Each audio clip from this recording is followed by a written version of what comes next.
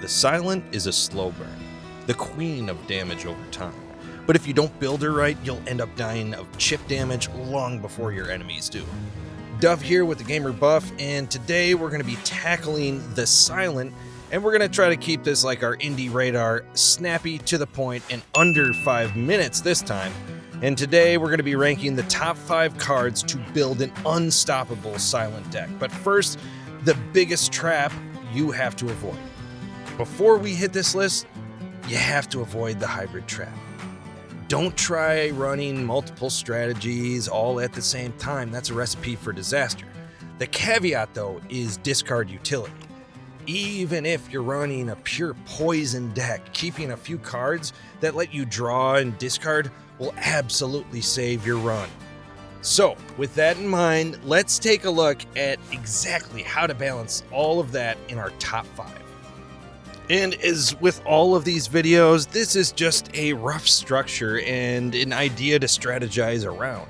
You're likely not going to be able to pick up every single one of these cards in a run, but the idea is to focus your strategy and to lean into what you do best. So without further ado, starting things off at number 5 is Dagger Throw. I know I said commit to one strategy, but this is the exception we discussed. It deals a solid 9 damage for 1 energy, but the real power is that it draws a card and forces a discard. If your hand just isn't giving you what you need at that particular time, this card keeps you in the fight. More importantly, it is the ultimate enabler for the Sly keyword, which we'll talk about next. At number 4, we have Haze. Now, if you're not prepared, multi-enemy fights can completely tax even the best prepared decks. At first glance though, paying 3 energy to apply 4 poison to all enemies seems like a massive ripoff. But read the fine print, folks. This is a Sly card. If you discard it, it plays for free. If you use your starter card Survivor or number 5 pick Dagger Throw to toss this into the discard pile, you just poison the entire screen for 0 energy. Number 3 is your workhorse, Deadly Poison. Now, it's incredibly easy to get lured in by attack cards like Poison Stab because of the upfront damage.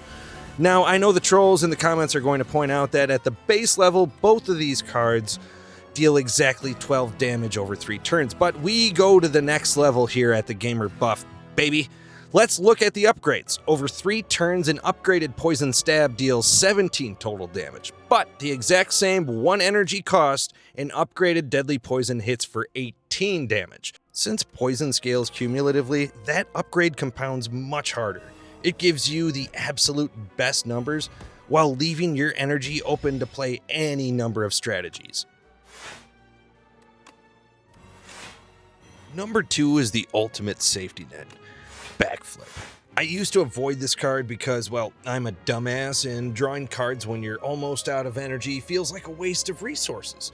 This is completely false. Backflip is an opportunity, man. If you play it early in your turn, it can save a crappy hand by digging up exactly what you need to keep fighting. But if you play it late, it pulls all that riffraff out of your draw pile and gets it out of the way, perfectly setting up your heavy hitters for your next hand. Plus, it gives you great block numbers in the here and now.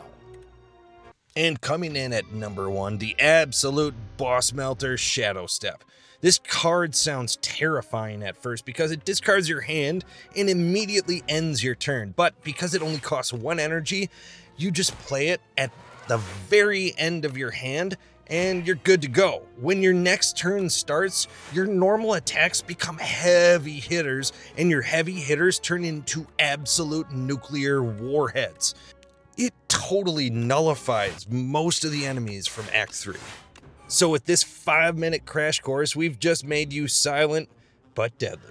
I'm the Dove, this is the Gamer Buff, and as always, game on.